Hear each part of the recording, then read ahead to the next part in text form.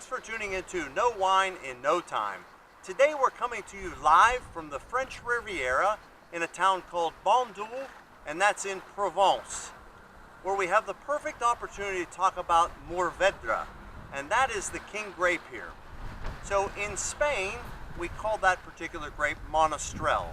In Australia, we call it Mataro, but here it's called Mourvedre.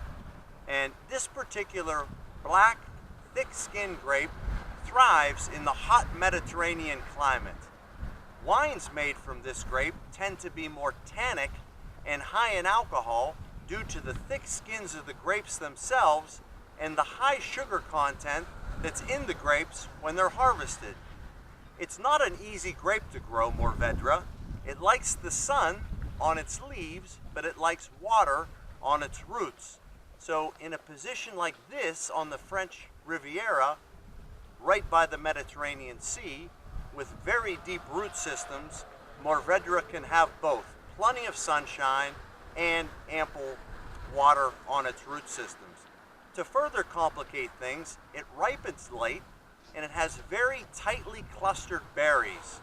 Now, when the berries are tightly clustered, it's susceptible to mold and mildew, and vineyards need to make sure they work on canopy management. The magic for Mourvedre is when it's picked at its peak ripeness, when sugar is high, but before acid starts to fade and the wine tastes a little bit pruny. Truly, this is one of the world's most epic wines and definitely a selection for your cellar. So today, we're going to taste one of Bandol's wines, and this comes to us from a vintner by the name of Le Cardaran. And Le Cardaran produces this wine in the Bandol area, and this has a very high Mourvedre content. So if we take a look at the wine itself, we see that it is very dark, almost opaque, with just some hints of garnet and ruby around the edges. That comes from the blending of the Mourvedre with just a little bit of Grenache to soften it up just a bit. So, if we take a sniff of the wine, we notice that we notice a little bit of an oaky profile.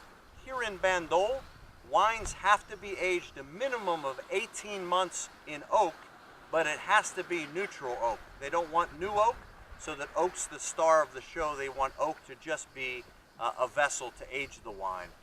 So when we give a little sniff, we notice things like pepper, maybe a little bit of anise coming off the wine, maybe just a hint of some spices and a little bit of plumminess to the wine. Now across the palate.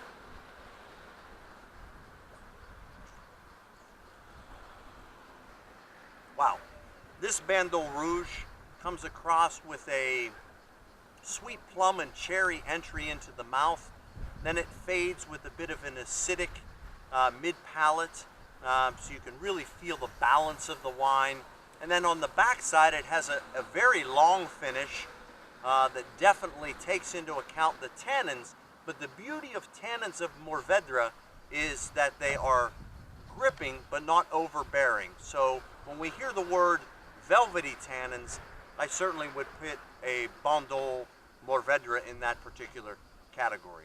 So, it's a gorgeous day here on the Riviera. I'm going to enjoy the rest of this wine. That's all the time we have for today, so please tune in next time, and soon you'll know wine in no time.